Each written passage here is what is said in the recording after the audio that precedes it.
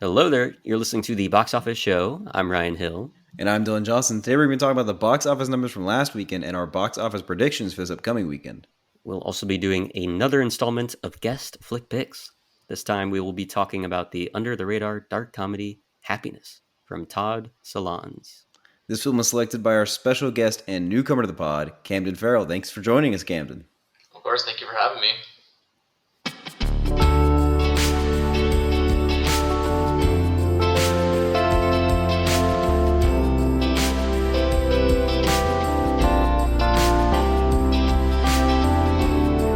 Let's dive into the news. Game of Thrones, the biggest show on television at one point, now with plenty of spin-offs coming out left and right, but it finally has ambitions to go to the silver screen.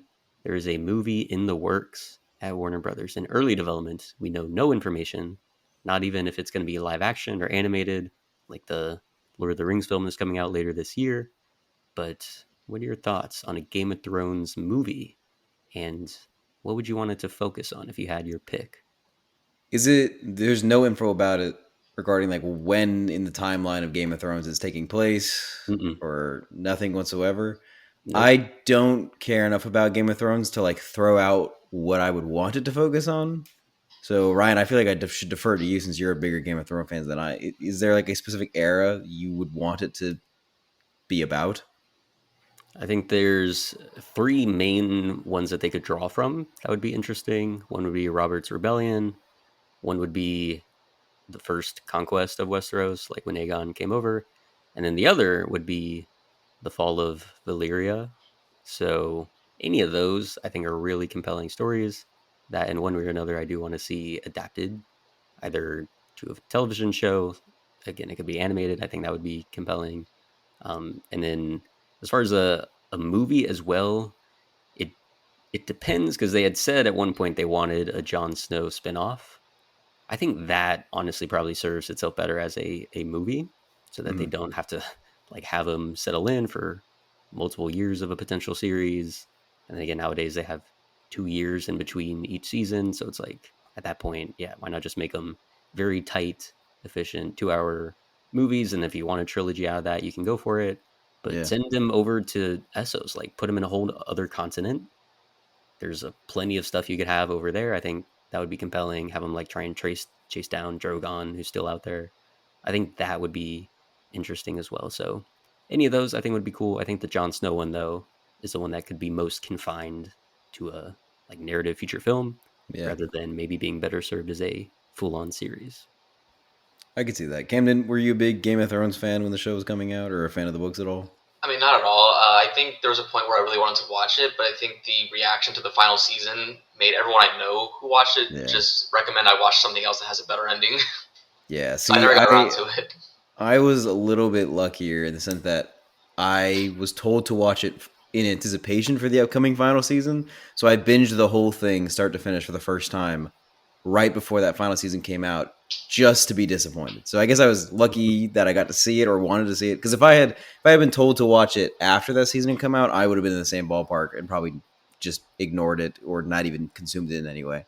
But even then I'm still not like the biggest fan of Game of Thrones. I don't think I'd ever read the books. I don't even really watch House of the Dragon, and I really only like the first 4 or 5 seasons of Game of Thrones. It kind of peters off at a certain point, but the beginning is fantastic. Yeah, it is excellent. Again, I do love that world. I think again those 4 seasons. I haven't done it yet. I haven't gone through a rewatch yet, but at some point I will, and I'll muscle through those final couple seasons. But I do still think the first 4 seasons and a great chunk of the sixth season are more than worthwhile. So yeah, maybe down the line give it a chance, but definitely know that it's not going to come to a satisfying conclusion overall. Yeah, no. Ryan loves his politicking, though. In other news, the Tom Holland comeback is continuing to roll. He has now been announced to star in American Speed with Austin Butler, which is about the race car drivers, the Whittington brothers, who were caught up in a drug smuggling scandal.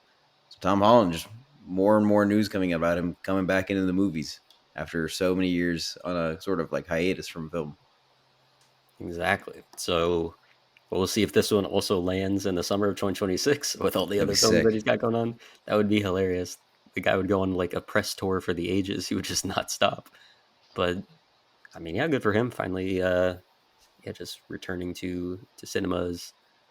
He had wasn't he also trying to do like an Oscar play movie where he was going to be Fred Astaire? I feel like that was Yes. I think it's still a thing. still a thing. Okay, so we'll see if that where that falls as well in the comeback train. But Yeah. it might be wise for them to hold off on 2026, get it in the Hmm. Oscar season for that race. Yeah. And Godzilla Minus One sequel has been confirmed with Takashi Yamazaki returning as director. Ryan, you saw Godzilla Minus One. I didn't get a chance to see it. Does that sound promising, exciting, exhilarating? Absolutely, it was fantastic. Again, him at the helm was incredible. So I'm glad he'll be returning. And that is not going to be just sort of a cash grab thing where they just do it because it was well received and made a lot of money. Hopefully, he'll be coming at it with more to say because again, that one was one that the character, the depth to the characters was so strong, especially compared to a lot of the recent entries in the MonsterVerse films we've had stateside. So yeah, I'm definitely looking forward to that one. Cam, did you ever get a chance to see Godzilla minus one? Yeah, I saw it in theaters and IMAX, and great movie. I think it's a good foil to the Adam Wingard ones lately because I like the Adam Wingard ones. They're mindless fun. They're popcorn flicks, and I think it does its job in that sense. But Godzilla minus one is a bit more nuanced and focused on the actual like characters as opposed to just the mindless action. So again, two sides of the same coin. I think they work to different effects, but yeah, I didn't know about the sequel to minus one, but I'm open to it. I am hoping that the VFX are as good as the first one, but I'm also hoping that people working on it get paid a lot more considering the massive success of the first one. Absolutely. Indeed. And All now we right. can do our box office breakdown for October 25th to the 27th. First place, Venom: The Last Dance with 51 million. That is down from 90 million opening for Venom 2. Ryan, this was on your box office draft. Thoughts on Venom: The Last Dance only opening to 51 million? Not great. Not what I was Pretty hoping for. disappointing. I needed more. I wanted it on par with the other films, and so it's just a shame. I mean, Hmm. I think it'll do better in foreign markets than it is going to do here in the USA. So hopefully that'll allow it to get up to like worldwide past 500 million. That's what I need it to get to bare Hmm. minimum. Um, but yeah, not a great start for the opening weekend. Um, but that's okay. We got Moana 2 in the tank. It'll bring us there, hopefully. 2 Yeah, and billion. Mufasa. And Mufasa, yes. You can only hope. Smile 2 with 9.5 million. The Wild Robot 6.8 million. Conclave in its opening with 6.6 million, which is really solid. Yes, it is. We Live in Time with 4.8 million. Terrifier 3, 4.7 million, bringing its domestic total to 45 million. Beetlejuice with 3.3 million in its eighth weekend, bringing its domestic total to 288 million. Anora, 908,000. So that one I believe is still somewhat in limited release. Yeah. But yeah, hopefully, because yeah, I haven't seen it yet come around our theaters. So hopefully it'll get a bigger expansion and climb higher on the Mm-hmm. list.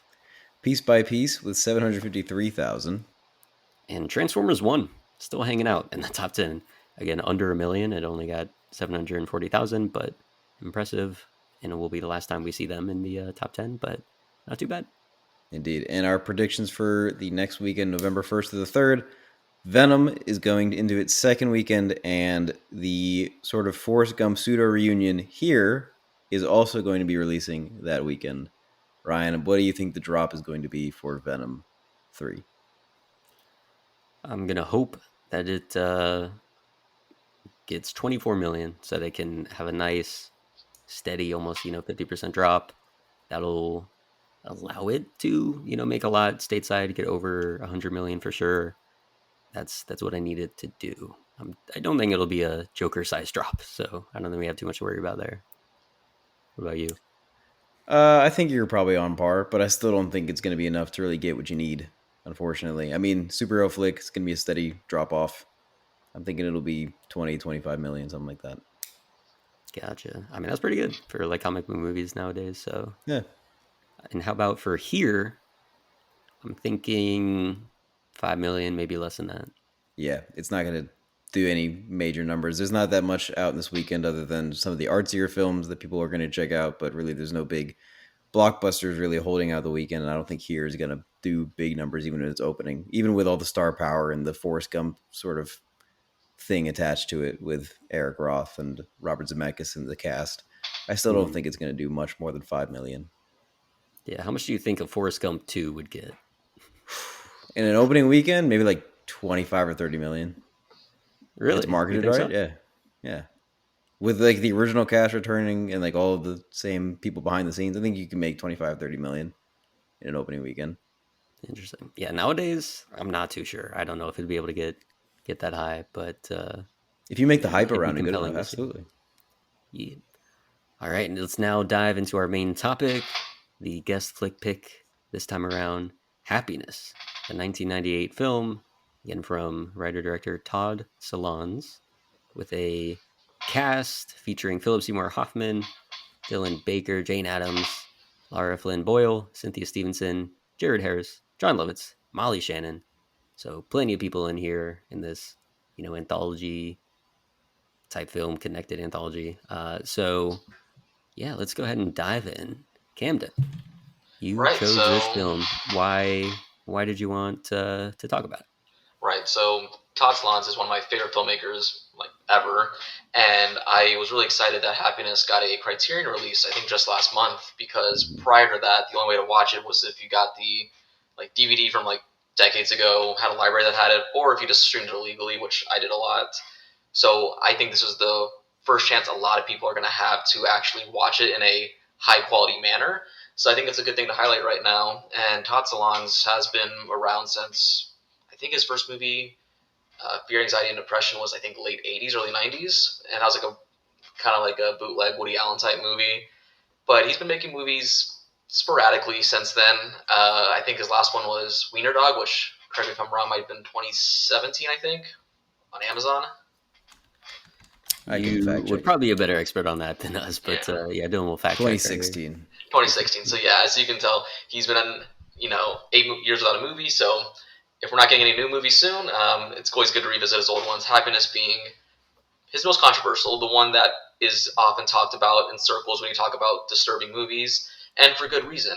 So Happiness follows the lives of several individuals in suburban New Jersey, and they are all interconnected in both a physical, literal sense, but also a thematic sense. For example, a lot of the characters are related to the three main sisters. You have one sister whose husband is a pedophile, her sister who is having an affair with a foreign cab driver, another sister who is having her own thing with a um, deviant Philip Seymour Hoffman who makes sexual phone calls to unsuspecting women in phone books. It's a very in-your-face kind of movie, but at the same time, it's extremely bold in the way it explores its titular theme of happiness. And it doesn't take a genius to figure out it's a very ironic title because it is a very horrifying movie to watch at times. It is not a happy movie. It is very uncomfortable. It is very weird. Mhm. And I think whenever you first encounter a movie like this, it's easy to chalk it up to just, oh, it's shock value. They just want to get a reaction out of you. And that's part of it with Todd Solondz. But I think why I admire Todd Solondz so much is how he tackles such disturbing themes in a manner much different than his contemporaries, like Larry Clark or Harmony Korine, who I like in their own right. But if you ever watch like a Larry Clark movie, you find that he just kind of exploits the subjects in a way that is just pure shock value, no nuance, and you see that a lot in a movie like Kids a little bit, but also in a movie Mhm. like Bully, where you feel like there's no point to the depravity. He's just trying to make audiences be grossed out by the horrible things happening to its characters. Whereas Todd Solondz is a lot more empathetic to his characters, and that is a troubling thing whenever you talk about a movie like Happiness. As I mentioned before, Dylan Baker's character is a therapist, and he is also a pedophile. And instead of demonizing the character in a way that you would expect, Todd Solondz uses it as a way to hold a mirror up to the audience. Now, before you go on, when you talk about Todd Solondz's movies, it's very important to talk with dedication and care because of the very serious and troubling subject matters. So I'm going to be treading very cautiously with how I word things. Mhm. I think what's important with Happiness is that it never once condones the horrific thoughts or actions of its characters, but it doesn't use those horrific beliefs as a way to dismiss the characters entirely. I think Todd Solondz says, here's a character who is a pedophile, who has these horrible thoughts. Instead of just casting him away, alienating him, and just saying he's a monster, don't even think twice about him, let's think about him. Let's figure out the ways in which we understand him. And again, not the pedophilia part, but about the emotions in abstract, about the desire to find fulfillment in your life, especially one that is boring in the suburban sense, which is what Todd Solondz plays with a lot. So what he says is, look at this character of Bill Maplewood who fantasizes about prepubescent boys, who masturbates to children's magazines, and who wants to drug his son's friends. These are horrific actions, but let's get on his level and see why he believes that. And Todd Solondz does this really unique and horrifying thing where he says, he's just like you, but with a lack of moral compass. And that's a really troubling thing to come to terms with when you watch it for the first time, because as a viewer, you don't want to associate yourself with people like Bill, but Todd Solondz doesn't give you the chance to run away from that. And it's true for any character. No matter how screwed up they are, Todd Solondz tries to find a middle ground to say, look at this character, look at the ways in which you relate to it. They are trying to achieve the same thing you are in this life. Granted, their beliefs are horrific, inexcusable, but we cannot just ignore them and act like they are monsters that need to be objectified. Because if we ignore them and objectify them, we are doing exactly what they do to their victims. So we need to be empathetic, but also heavily, I'm trying to think of the right word for this. They need to be empathetic, but also very condemning of the behavior. Critical, yeah. Exactly. As you can understand how I'm describing this, it's a very delicate line, and it's a very scary line for a filmmaker to toe, like Todd Solondz, because one misstep and your message is out the window and you're being misinterpreted, and it's a very dangerous line that Todd Solondz has been, he's been towing his whole career. And that's part of why I think it's hard for him to make a movie these days, just because, like I said, all of his movies have that very touchy subject matter where it's super easy for him to end his career on accident, you know? Yeah. Right. So, and it's not just with the Bill character, it's with every character, like I said, with Philip Seymour Hoffman's character, who does very perverted things to unsuspecting women, who he makes a habit of sexually harassing women. And again, we don't necessarily hate the character because of how Todd Solondz frames it. We're disgusted by his actions, but in a way we're almost like feeling sorry for the guy because he's just a pathetic man who wants something we all want. He wants love. He wants people to acknowledge him, but he doesn't know how to do that in a healthy way. So we feel disgusted, but we also feel sorry. And again, that's a weird combination of feelings to have. Now, I've been talking about it Sorry, just to jump in there with that, because there's probably, as you brought up there, just some of his contemporaries that also tackle similarly, where you're walking a line when you're making those films about like real people that are far off the deep end as far as their moral compass. And so, I think it'll be fascinating to bring in some other comparison points here. So you brought in, Kids, for example, from Larry Clark.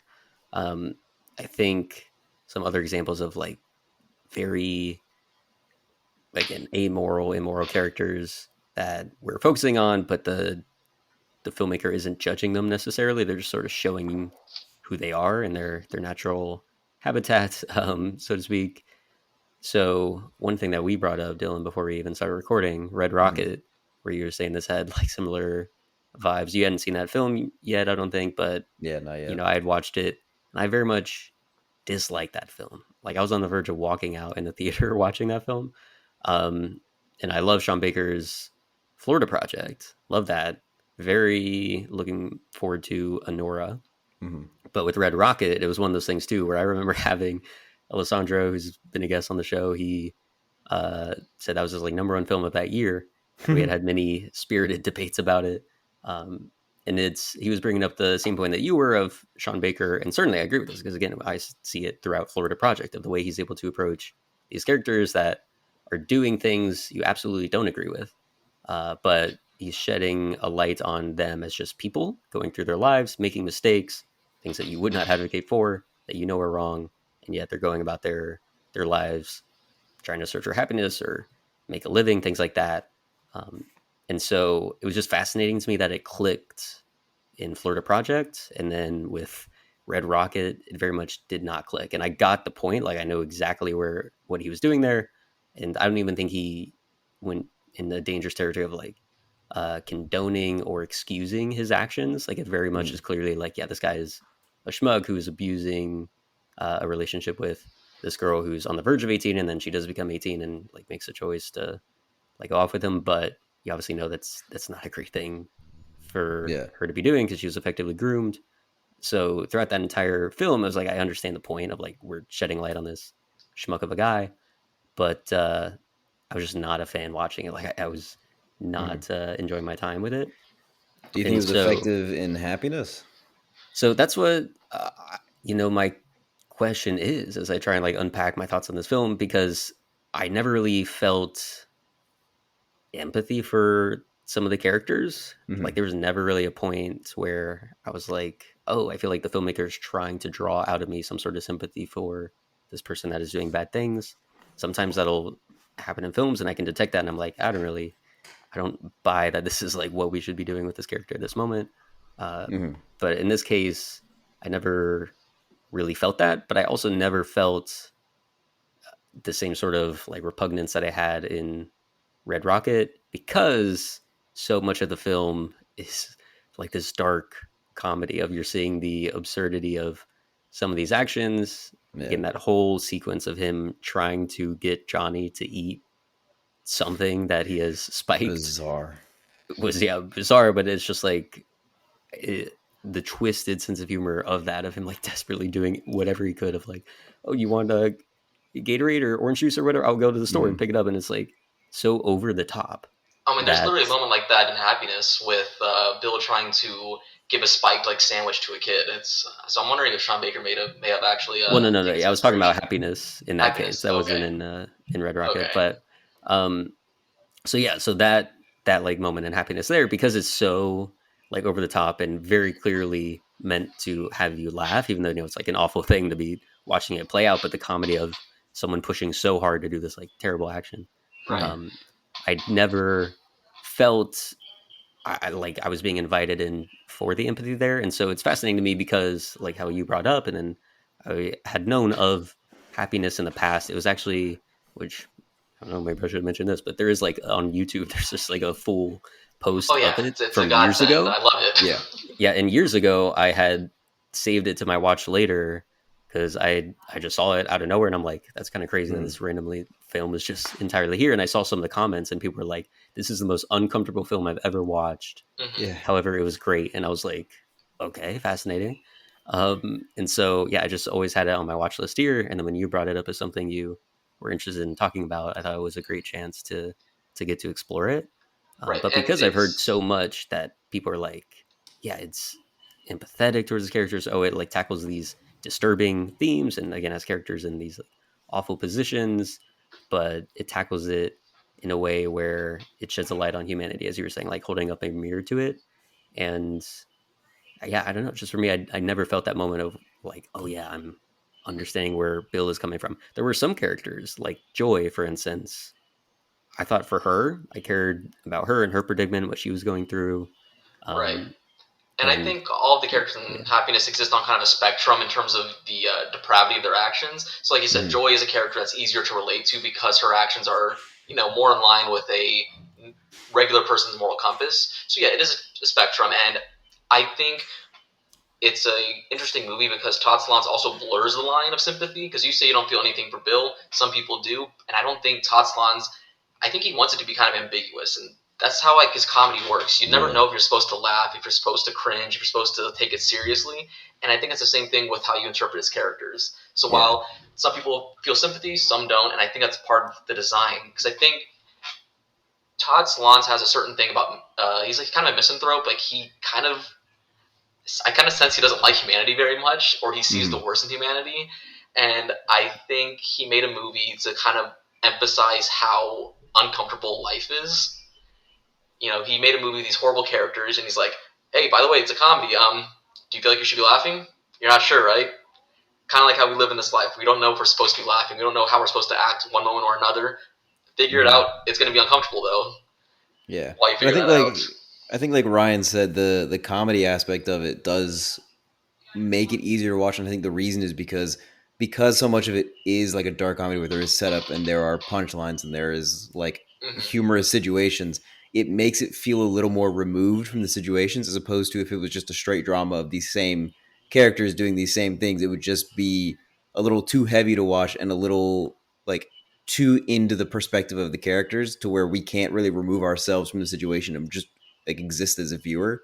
We would just feel too plugged into the film as if we are a participator, and that isn't something anybody Right. wants to do at all. Like if the whole sequence of Bill trying to drug Johnny was a drawn out dramatic sequence where there is no humor, there is no desire, like strong desire to the point where it's just exaggerated and entirely like hyperbolic in a lot of ways. I think it would be exhausting to watch, and I think it would make us feel like he's trying to get us to agree with Bill because he's the obviously the perspective of that sequence. And I don't think Todd Solondz wants us to agree with him in any way. I think he's just trying to, like you said, Camden, shed a light and show that these aren't really monsters. We call them monsters, but they aren't really monsters. They're people. They're people just like anybody else around us. And they're people who do horrible, terrible things that we can criticize and can condemn, but they are people. Like they were born just like the rest of us. They will die like the rest of us. There is nothing about them that is like uh, uh, putting them up on a pedestal as like a demon figure or like the embodiment of evil. They're just people who are making horrible choices because there's something inside of them that tells them to do that. Right. Like the last scene that we see Bill in when he's talking to his son, which is the to me the Crazy. craziest scene of the movie, Truly, yeah. where Oh, where absolutely. he's like the son is just drilling into him the questions of like he's been doing this the whole movie of like asking very hard questions, and the whole time Bill is incredibly honest and very forward with answering the questions, and he continues to do so even as the questions become darker and darker about his pedophilia. Continues to just answer them completely honestly and like very bold faced honesty in this very crazy sequence. I just it's Yeah, so uncomfortable it's and an hard to insane watch, sequence. but oh my god, and so it's like no, he's not a monster. He's a person. He's telling you that these are things he would do. He can't help himself and he would do it again. Mhm. Yeah, and I think that moment is especially harrowing because, like you said, there are moments throughout the movie where he has those talks with his son about very inappropriate topics. But going back to what Ryan was saying, Todd Solondz plays into absurdism a lot, which is why a lot of those scenes with Bill and his son have like a after school special score to it, really Yeah. exaggerated music, really exaggerated cues, and it feels like almost like a Disney Channel, like like a really old Disney Channel show. And that plays into some of the absurdism. You're hearing this really cheesy score, cheesy setup, and they're talking about such grotesque things. Hmm. But then when you get to that final sequence with Bill and his son, those elements aren't there anymore, and you're just kind of left like in a really like disturbed Yeah. state because of it. It's like a dark satire on suburbia. Absolutely. It's like the idea of suburbia that we have in our heads. This is what is underneath the surface of all that, and it works well because it's juxtaposed with the actual imagery of suburbia. Even the dream sequence that Bill has, where he shoots up the park, is very It's a very suburban serene shooting, Americana yeah. sort of thing. Like big grass, lush fields. Everybody's having fun in the meadows. The music is all playful, and he's just walking around with an assault rifle, just shooting people. So the whole thing is just this big commentary on you can try and live your perfect life and live your suburban dreams, but underneath it, there will always be these real problems that will always exist, and that you're just ignoring these things that are present. For sure. And then I think, mild spoilers for the end, I guess. I won't get too much into it. But I think Todd Solondz really ties us together, like ties his themes together at the end whenever they talk about a specific murder in the movie. Yeah, you Mhm. can. And, By the way, spoil away. Yeah, okay. spoil away. Yeah. Well, there's a murder throughout the movie that's being, like, referenced. And at the end, the police, like, write about it in the paper, and they see that they used plastic baggies to put the body parts in.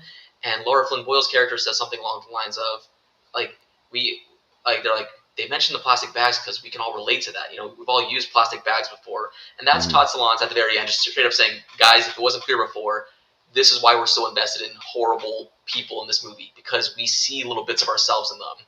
That's why they mentioned the little baggies in this murder story, because they want to find a way for us to relate to them. And I think Roger Ebert in his review mentioned something like that. He said, whenever you see a heinous crime online, you see articles of his neighbors saying, "Oh, he was just like one of us. He was the guy down the street. He seemed like a normal family man. Who would have known?" And I think that's kind of what Todd Solondz is going for. Like you said, under Suburbia, there are some very dark things, like there are in any corner of the world. I guess Suburbia is just better at hiding it.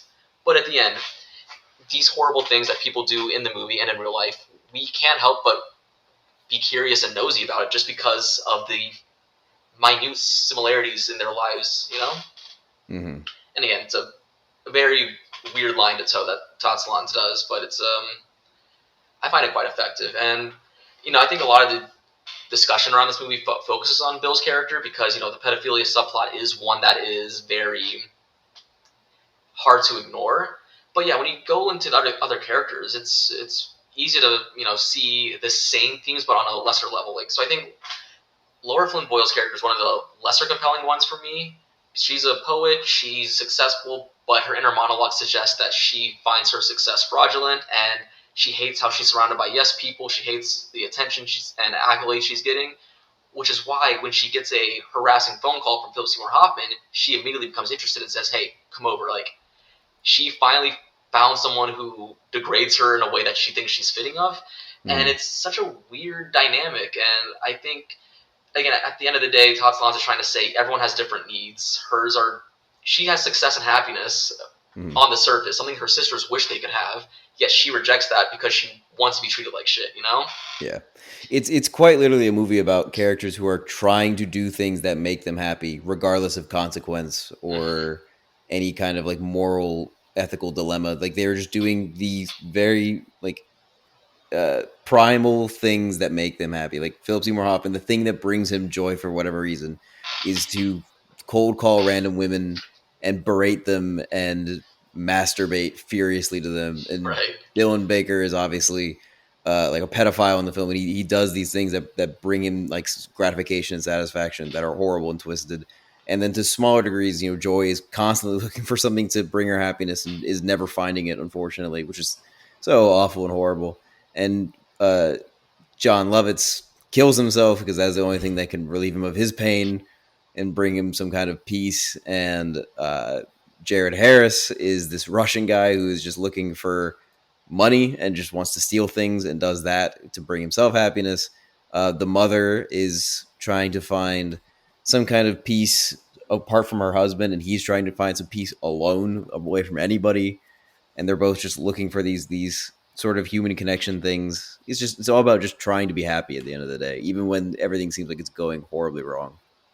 Ryan? Yeah, and I think it's also their idea of what happiness actually is, which is leading them astray partly, because you see frequently with the sisters how they talk with each other. Again, each of them have some sort of component of what is quote unquote like happiness. Like they even say it multiple times with Cynthia Stevens' character that, oh, she's got the suburban home, she's got a husband, she's got the kids, and she's like, yeah, I've got it all. Like I got the perfect life. And obviously before we even get into the part where her husband's a pedophile and that destroys the family, even then there's like problems there of her and her husband were not sexually active anymore. And then she was also never able to actually pursue writing novels, which is something that she wanted. And then in that conversation with Helen there, we also see that she is someone who wants to be trusted with information. Like she wants to be someone that others can confide in. And when her parents are not only confiding to her, but also confiding to Helen about their potential divorce or them being rocky. And then Joy is only telling Helen about the fact that she has left her job and she's hurt by that fact as well. So it's like these little glimpses that we have into how they're constantly comparing themselves to other people that have these slivers of what they think is the image of happiness.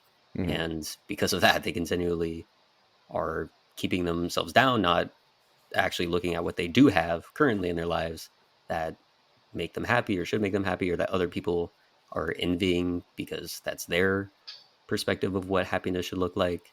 So I thought that was another compelling component that was included in here with the sister dynamics. And yeah, they were all just oblivious to the things they did have and weren't grateful for what they did have, but then they were constantly looking at the other person and seeing what they had that they wanted that they think will bring them that. elusive happiness and finally complete them. Mhm. Right. And I think like 10 years after the fact, they made a sequel to the movie, which explores these themes, in the context of the passage of time. It explores the same things as happiness, but it also looks at the impacts of time on people's desires, on people's experiences, their trauma. And it wasn't as well received, but I still really love that movie. It's called Life During Wartime. But if y'all ever want to check that out, I think that's also a Okay. Criterion release. But Mhm. different cast. It's a totally new cast. Like Philip Seymour Hoffman's character is like a black dude now. Paul Rubens is in there for some reason. Like Pee Wee Herman's there. That's Yeah, very awesome. very weird thing. But Bold recasting. I love that. yeah, I think it's interesting that we've alluded to this already, that the movie is sort of an anthology series where even though these characters have connections and are related to each other in a physical sense, like Camden said, there is like individual storylines that are going on that they're cutting back and forth between, kind of like Magnolia. And I think apart from other movies that sort of follow this sort of dynamic, this movie felt like, even though I know that there is a connection between these characters, each of these stories are so unique and different, even though they have a thematic similarity, that it felt like I was watching a different movie every time it cuts to between each storyline. And I'm very much invested with about just about all of them, to the point where it feels sort of disheartening when we cut from one to the other, because I'm like, I was invested in what was happening. I wish we could go back, but I'm okay following this one for a little while. For you guys, were there any of the storylines that sort of petered a little bit, that didn't quite encapsulate your attention like the other ones did? Oh yes, the older mom and dad and their whole For sure. non-divorce and stuff like that. I can see why I was included. Again, if it's touching on the same thing of like happiness, and the dude is wanting to separate, not even saying divorce, but he just wants to be like on his own for a little bit. So I can see how that fits into things, but it was by far the one I was least interested in. There was not, I think, a single scene in there that like really made me compelled, other than the one little snippet of him on the golf course and then he sees an ambulance Yeah. coming to pick up some guy and then he goes to the doctor's office after that. I thought that was a like a well observed thing there to Hmm. include, but beyond that, I thought it really, I was noticing that we were not spending time with the other characters that we had uh, invested our time in before they showed up, Hmm. and I was just waiting to get back to the storylines of Yeah. Joy or Philip Seymour Hoffman or Bill or whoever it was. Yeah, I do love the little nugget of theme in terms of the doctor saying you are the perfect picture of health. Everything you are is like fantastic. You'll live to 100. The one thing you can do is just cut back on the salt a little bit. And at the Yeah, very end of the movie, there's just a very good close up of them at dinner. He's just heavily salting his food still, because that's what brings him joy. Is just salty yeah, food. exactly. Yeah, but it's yeah, interesting. Yeah, it's interesting you mentioned Magnolia because I think when I was thinking about happiness earlier today, like in preparation for this, I saw a lot of parallels with Magnolia, which is another movie that I absolutely love. Like it's a top five all time for me, and I'm like, okay, I never realized before how many similarities they had thematically, narratively. So maybe that's why I like both of them so much Hmm. because I think. Especially, you see it with John C. Riley's character in Magnolia, and especially William H Macy's character, because these are both Yeah. dudes who want happiness, who want love, but just have they're confused on how to achieve that, especially Hmm. with Donnie's character. And there's that really tender moment at the end of Magnolia where he's just like crying and he's like, I have a lot of love to give, but I don't know where to put it. And I was thinking about that moment a lot in regards to happiness because, like Donnie, these people are broken individuals who have the same emotions we do, but don't know how to process it or deal with it in a socially acceptable manner. And it's kind of pathetic, but also kind of endearing, and it's a really delicate thing that I really admire about both movies. So it's interesting you mentioned that. Yeah. I feel like this movie does go hand in hand with Magnolia, except if you took the characters from Magnolia and you made them like even more irredeemable, they would fit into this movie very, very well. It's like he takes those characters and like the flaws they have, and Todd Solondz just like cranks it up to 11 as much as he can go to make them Right. possibly as depravitous as he possibly could, while still maintaining like some form of empathy and entertainment out of it. Even though we know that these are like just some of the most depraved individuals you'll ever see in cinema. Right. And this is kind of a random like aside. Todd Solondz's dialogue is just so strange and compelling. Hmm. We talked about the conversations with Bill and his son throughout the movie, and there's this one particular line that I just find hilarious for some reason when they're talking about masturbation, and he's like, "Yeah, son, whenever your penis gets hard and you shake it, a white milky substance comes out." And Mm-hmm. the kid's like, "Dick what?" And he's like, "Yes, but come can be used as a verb as well." Yeah, Just such an odd the line. grammatical Yeah. use of cum.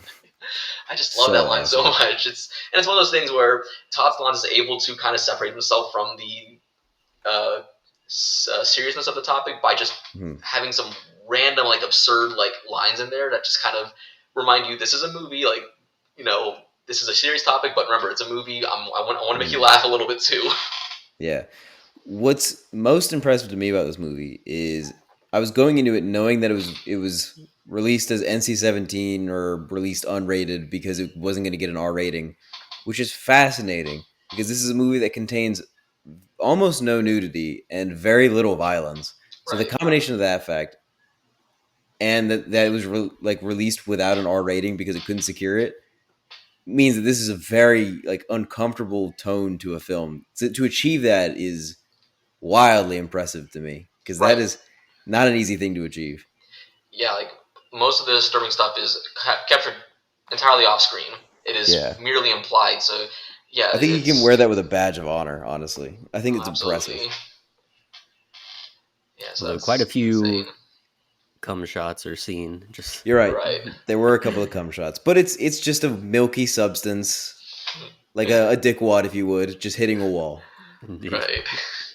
Yeah, or getting plastered onto a note, a post-it card. Like what was that? That Yeah. So yeah, it's like a Philip Seymour postcard. Hoffman. Yeah.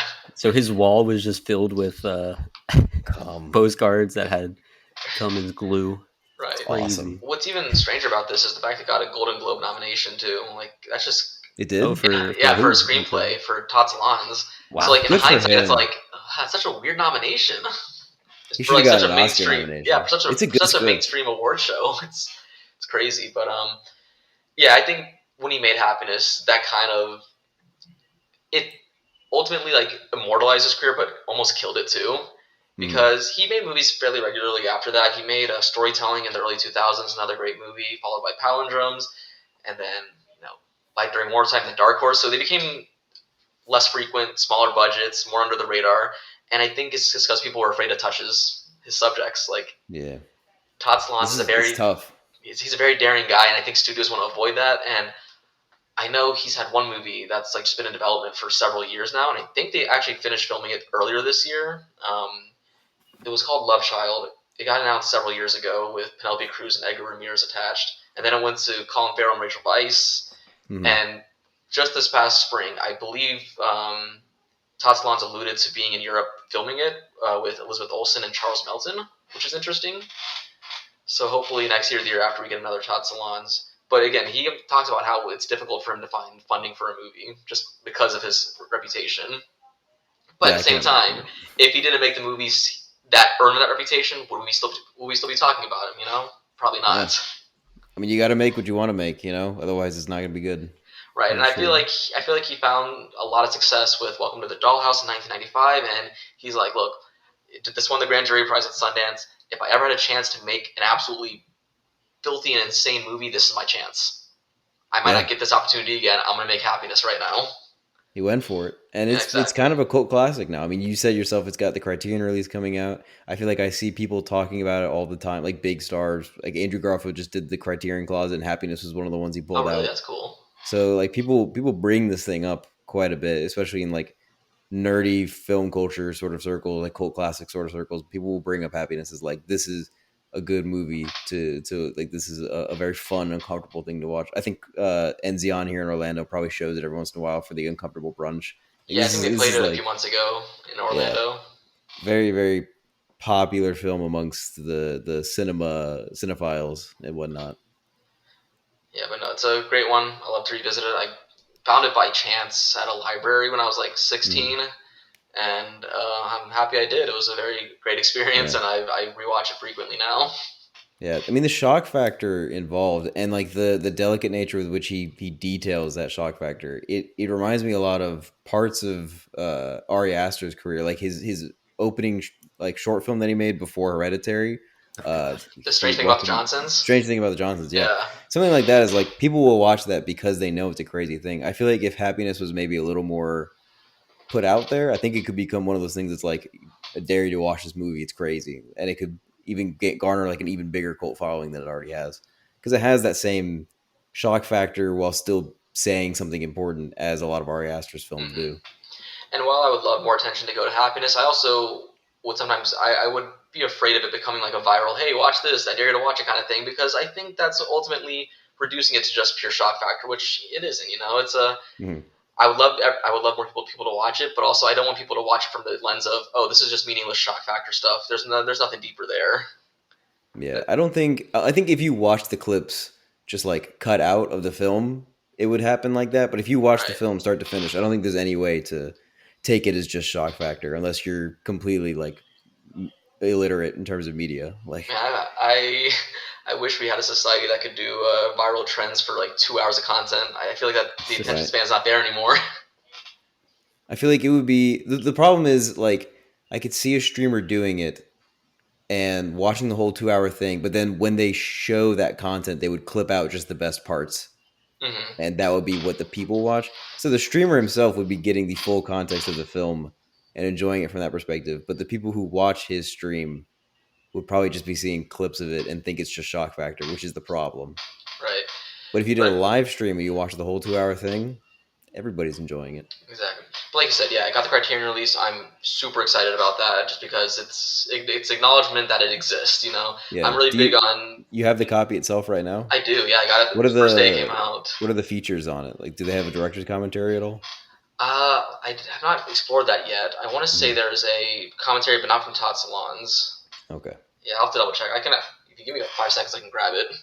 I can look it up. I can Google it. Yeah. But yeah, you can try and grab it too if you want. Can get some firsthand knowledge right here, straight from the box set. All right. Yeah. So it looks like there's a conversation with Todd Solondz and Charlotte Wells included. That's Yeah, just awesome. some interviews with some of the actors, and yeah, so nothing more than that. So it's not like super Mhm. prolific in terms of its content, but again, the fact that we have a 4K copy of it in this world is great. I'm a That really is big awesome. Yeah. proponent of preservation of physical media, and Oh, me too. this 100%. was something that's like I've always wanted to own it, but I didn't want to shell out money for a copy of a DVD that's like Mhm. dusty and like smells like shit. So I'm glad we have a good quality copy now. So it's a godsend. Absolutely, I 100% agree. I am like living in hell right now, seeing the streaming content that is not even being recreated onto physical media in any way. Because if they just take that, like for example, the HBO Max show that the JG Quintel made, the creator of Regular Show, made a full show on HBO Max that was an original, and it just wasn't popular enough. Like 2 or 3 seasons worth of TV, and they just took it off of HBO Max. You can't buy it anywhere. Yeah. There's no physical copy anywhere. It's not available to stream anywhere. It just doesn't exist anymore. So the idea that something can be created and enjoyed by people and then just disappear entirely and not be able to be seen is atrocious to me. Yeah, And HBO's. I it's mean, what scares me so much about the streaming age and like the idea that, oh, it'll always be streamable somewhere. It eventually won't. Like, we'll run out of data and they'll right. just start Like deleting things. just recently, I read Tom Perotta's Mrs. Fletcher, which is a great novel, and I'm like, hey, there's Mhm. a miniseries about it on HBO. Let's watch it. And I opened HBO, and it was part of the purging of content that they had years ago. See, And I'm like, yeah, well, I can't even find a copy. Like I go to like illegal sites, and I can't find anything good quality either. And yep, it's a well received show with Catherine Hahn in the lead, and you can't find it anywhere. it's horrible. Yeah. So yeah, I was always kind of pessimistic about Happiness ever getting a proper like 4K release, but my Mhm. prayers were answered, so this is great. And I think a week or two ago they released a 4K copy of Gummo, which is another one that I've been trying to watch just because you can't find a good quality copy of Gummo anywhere Is by that Harmony Korine. Harmony Korine? Yeah. Yeah, Mhm. So yeah, I mean, strides forward in some ways, and then yeah, many steps back in other ways with the streamers just completely destroying certain content and not having any of those physical media releases. But hmm yeah, I'm glad this one is able to get out there, getting some more attention. Just to circle back on like certain thoughts and ideas about the film here, I'm curious. for each of you, since this obviously has very disturbing moments in there, and as we talked about as well, dark comedic moments, and then on your front, Camden, of like it shedding a light on humanity of these people that certainly are not, great likable people, but human nonetheless. I'm curious of what your moments are as far as most disturbing, most comedic, and then most empathetic. Like, where in the film did you have the strongest reaction for each of those different Um, emotions? as far as most disturbing, I think it would be Bill trying to drug his son's friend, because it's just again, like you said, it's an absurd sequence of events that just kind of escalates, and it's kind of haunting to watch because you know what Bill's desires are, you want the best for the characters on screen, and you just know that Todd Solondz is not the kind of guy who's going to give this kid a happy ending. So it's just kind of a harrowing thing to watch. He's watching the kid play a video game and not touch a sandwich. He's like, "Hey kid, you want to eat your sandwich?" And it just It's just unending. Yeah, it's just very unnerving. It's very disturbing, and he also, the other thing about that, so he also just drugged his entire family too. Yeah, exactly. He just, like, I guess, put them to sleep for the whole night. That is a funny thing of being like, man, he's all tuckered out. I guess we're hitting the hay. Right. They just roofied completely. Yeah, and crazy. I think part of what makes it so disturbing is also just how pathetic Bill is in that whole scene. It's a very pathetic thing to watch. Yeah. And very disturbing sequence of events, and obviously it doesn't go the way you want it to go, but yeah, that's why the movie gets the reputation it has. So that was most disturbing, and then you said, what was it, most comedic and the most empathetic moment? And most comedic, it's such a lame answer, but it's Bill's son. Very last scene of the movie. Yeah, I was waiting when we would bring that up. Crazy.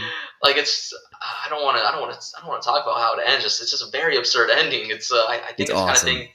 People need to watch it. There's finally release. You have to say it. People go watch it and then come back and listen to this, because you have to bring it up. Right. And what a crazy. Yeah, the whole arc of that character is he's trying to learn how to ejaculate because his friends at school insist that they can do it. They're all pros at it. And then at the end, he's the kid, after his dad's arrested and all that stuff. He's hanging out with his family. He's on the balcony, and this little kid sees a woman at a pool, gets aroused, and then you just see the milky substance come out on the balcony. And then the dog. Yeah, you see a dog is looking up, and then the dog goes inside, licks the mom's face, and horrible. You just see the kid come in with the biggest smile on his face. He's like, "I came." He's just so satisfied. It's a full circle moment for the kid. It's just such an odd way to end the movie, but I love it. It's awesome. And then, what was the next one? Most empathetic. Most empathetic. I'm honestly going to go with the scene of Philip Seymour Hoffman's character going over to Laura Flynn Boyle's apartment. So as I mentioned before, he calls her to harass her on the phone, and this is something that she finds very authentic, so she wants to meet him. So he goes over to her apartment, and when he gets there, he's not the guy who he was on the phone. He's suddenly a coward, a pathetic loser who can't talk to a woman to save his life. And you just see that moment of him in the apartment with Laura Flynn Boyle. They're sitting on a couch, and even though they're separated by just a cushion, you feel like their worlds apart. And you just see him so pathetic and quiet, and you just see him reach over with his hand to try and make some kind of contact. And she's like, "This isn't working out." And it's just such a sad moment. Again, you don't root for his character because of the awful things he's done, but at the same time, it's you can't help but feel bad for how pathetic he is. He talks the talk, but he can't walk the walk. Yeah. Yeah, the 30 seconds of him slowly just inching it across. And she goes, "This isn't working." She didn't even look at it, too. She was just staring straight forward. It was awesome. No. So funny. All right, Dylan, questions go to you. Most disturbing. I feel like there's going to be a unanimous answer on that, and the most comedic and most empathetic. For me, most disturbing was the final conversation between Bill and his son when his son says, would you fuck me? And Bill says, "No, never. I masturbated." Implying that had he not masturbated, he would have fucked him. It's not what he said. I thought he was like, "Oh, I would jerk off." I would. Yeah, I would. Yeah, but I thought that was the other which again, it's like he's a terrible person, clear pedophile, child rapist, all that stuff. But then you see in those conversations, he definitely makes some very sketchy or risque suggestions there to his kid. But Yeah. you would imagine, I mean, again, he roofied his entire family. If he wanted to, he had more opportunity than not Yeah. to abuse his kid. But yeah, he never did. So it was an interesting thing there of like, I guess he has a line that he It was wouldn't cross disturbing to with his own me. son. It was disturbing to me though because it felt like it wasn't a full unanimous no. It felt like it was a line that he might have crossed at some point had he not been like stopped at like now. It was not like a line he would never cross. Right. It felt like a line he was thinking about crossing a lot, Mm-hmm. which made it very like the whole conversation at that end there is incredibly disturbing. The way it's lit, it's no longer a comedy anymore. It's fully dark. It's very emotional for both those actors delivering those lines and doing that scene. And the brutal honesty of what they're talking about makes it just so harrowing to watch. Like the comedy aspect of them being honest with each other is completely gone out the window, and it's just completely dark and disturbing for sure. Funniest moment in the very opening scene when John Lovitz takes back the bowl and he goes, "It's not for you. It's for someone who loves me. Yeah. Who loves me for who I am, not how I look." So good. I think John Lovitz is great. Like he's barely he's in the opening scene and then he kills himself. Role, yeah. But he's great. He plays that role really, really well. That whole scene, the opening scene, I think is very, very funny. Mm-hmm. And then most empathetic, I think just Joy's whole character, like a lot of the scenes she's in, she's just really just getting beat down. I think the scene that made me feel most empathetic though was when she's trying to talk to her coworkers and explain who Andy was, who John Lovitz was, and they just don't know who the fuck he is, and they're trying to think of it, knowing that he's dead, and just like going over and over and over. And then she gets a call, turns away, and it's Andy's mom. And she goes, "I hope he fucking dropped dead." And she didn't even do anything. Oh my god, dude! I felt so awful. That was she's punished selection. heavily in that movie. Ryan, your choices? Yeah, that was my selection there for most empathetic. It was also a very, just because of the absurdity of like these three people, like half the office now is getting in on this thing of like, oh, we don't remember this guy that was part of the office and just killed himself. But was he tall and kind of built? No. God, he was kind of short and a little fat. Yeah. So they're just talking about that instead of supporting Joy, who's besides herself over like her, like this person she knew being dead, and then getting that call as a cherry on top of just off, like so tragic, so sad for her. And that just happens multiple times. I mean, she literally gets attacked by like the Russian wife later. Dude, she gets beat up in this movie. I feel so bad for her.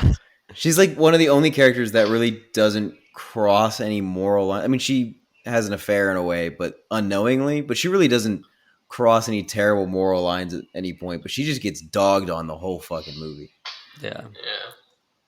So that was the most sympathetic there. Again, I think most comedic, I think I also go to the dog licking up the stuff at the end and then kissing the mom. Like it was just a succession of events of like you see the kid do it and I'm like, are they gonna show like please don't show the like it hitting the rail? I thought it was gonna go over the balcony like and hit the woman. I thought it was gonna hit the woman too because she was like undoing the back of her bra. I was like, if it lands on her back, that'd be awful. I was like, are they gonna do that? And then it hit the railing and I was like, okay.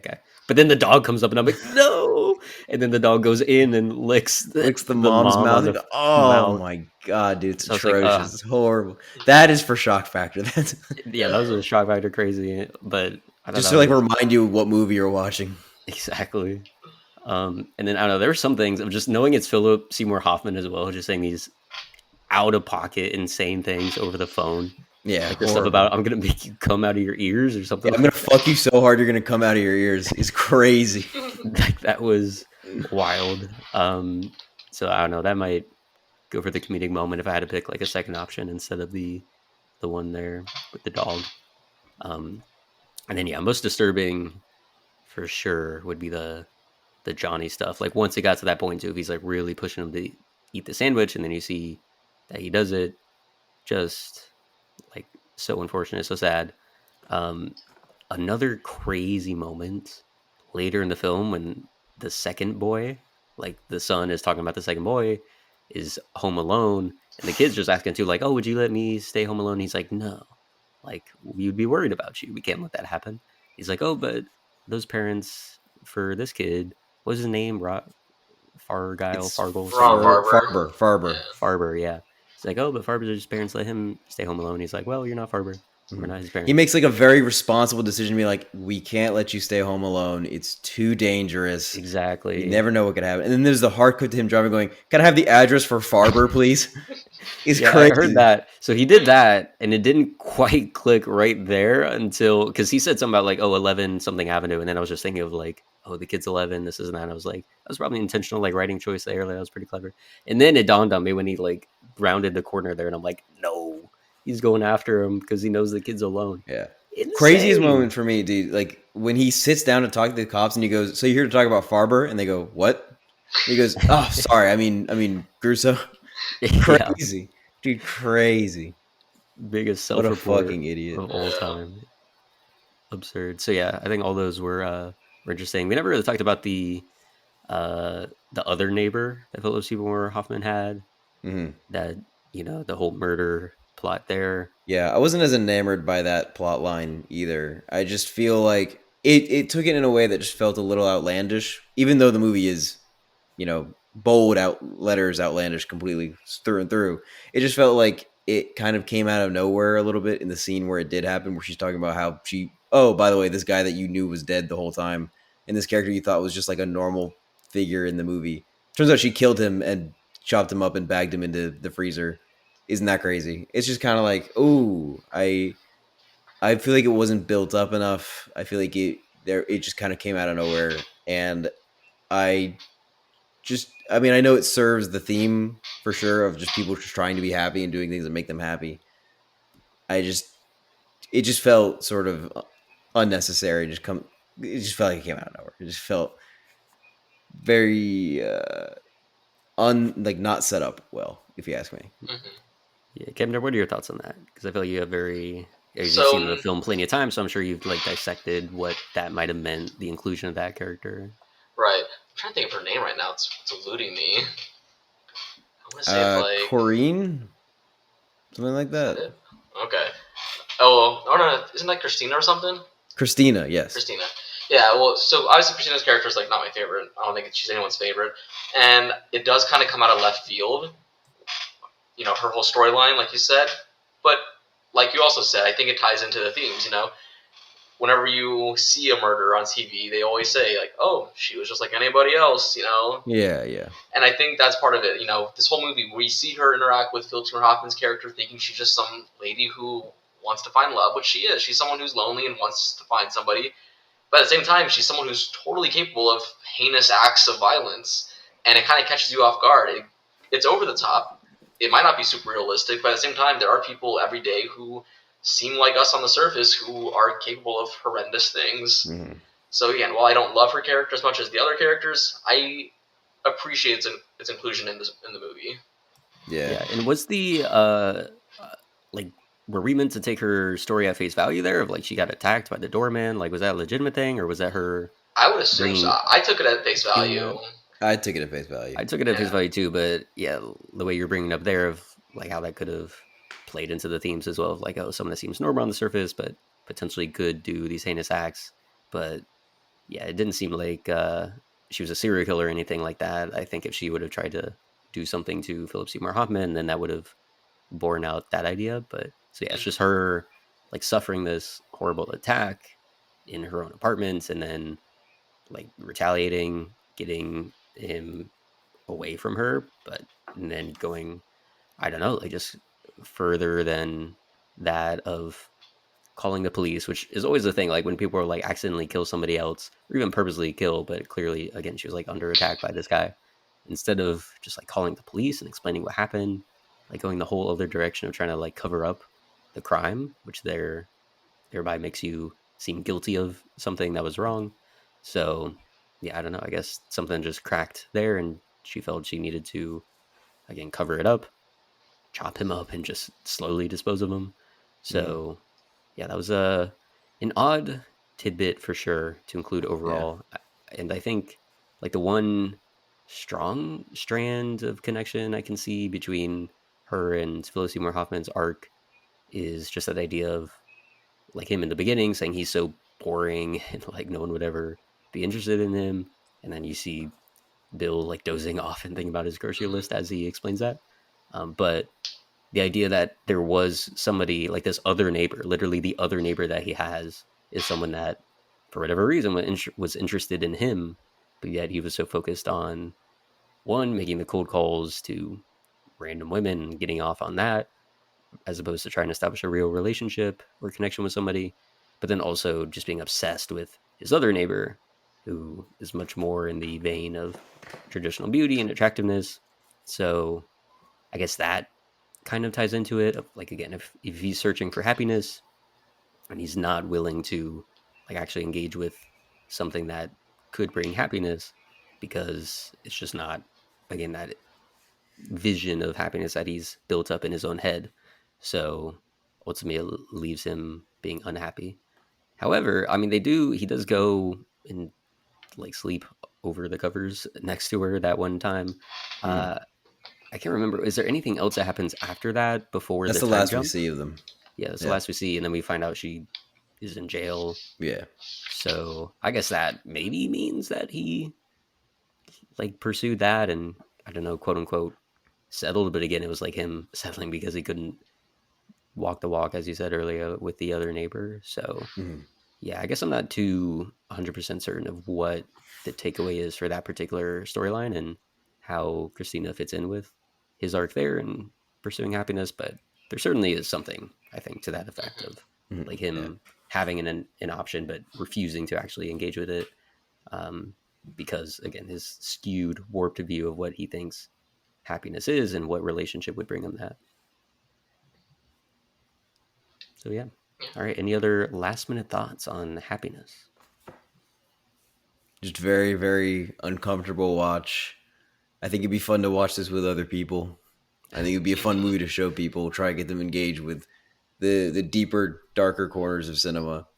And I think it was just entertaining as well as being disturbing and thought provoking. It was just entertaining. Yeah, I was using this as an opportunity to, plug his other movies. This is my favorite of his, but he has a lot of great gems out there as a director, and hopefully more to come. So yeah, most of them should be available to stream somewhere legally. If not, you can sail the high seas like I did, find all of his movies. Sail the high seas. I like that. Yeah, that's the lingo out there for it. Again, we do not officially on the show condone any such actions, but I mean, yeah. I think if there's no other other way to consume it, I think the filmmakers would want you to pirate it. If there's no physical copies, which there are now of Happiness, thank goodness, but if there are no physical copies available and it's not streamable anywhere, I think the filmmaker would want you to find a way to watch. Right. I think a couple years ago when people asked Harmony Korine about a Gummo release, he just like sent him a bootleg link instead. He's like, "Here, I don't know what to tell you." He could just, I mean, at that point, just good answer. A link. Good I guess answer. he can, maybe if distributors and stuff like that, so he wouldn't actually have the rights. So yeah, it's pretty funny. But honestly, good answer. It's a way to watch it. At the end of the day, if there's no other way to watch it, like literally no other way to watch it, even if you wanted and were willing to pay, as long as you watch it, that's all that matters to the filmmaker. Yeah, exactly. Of course, they would want their movie to make money, but if there's no other way to do it, keep the movies alive. Don't let them die into data dumps. Absolutely. Yeah. And so would you say Todd Solondz is your favorite filmmaker? Because, again, I was looking at your list, and when I was looking things up, I was like, I see a common thread here. A lot of this guy's movies are popping up. I don't know if he's my favorite, but he's definitely my most underrated director, I think. And I understand he's not, like, underground by any means, but as far as the disparity between popularity and quality, he has a very big gap. I think if it were up to me, he'd be one of the most prolific filmmakers of all time. Mm-hmm. But yeah, definitely top three for me. I'm not sure if he's number one overall, but he's definitely a top three. Very formative in my taste. So I love Todd Solondz. Yeah, gotcha. Yeah, I'll definitely be exploring more of his work. I'm curious about that sequel, like that pseudo sequel, again with a bunch of people recasted there. But yeah, I'm curious of how he builds on that with these characters. But yeah, definitely an interesting watch for sure. I think everyone can agree on that, no matter what they take away from it. Certainly, you can't say it's a film with no ambitions or entertainment value there. So yeah, how many perfectly well-adjusted people out of 5 are we giving this one? Dylan, how about you start us off? I'm going to give it 4. I'm going to give it 4 out of 5. Wow, that's solid. That's very, very solid. Yeah, I'm giving it a 3 out of 5. I think I'm less up there with y'all, but again, I did not uh, like hate my time watching it. I think it was very effective at what it's trying to do. Like when it was trying to make you disturbed, it succeeded. When it made you laugh, it succeeded.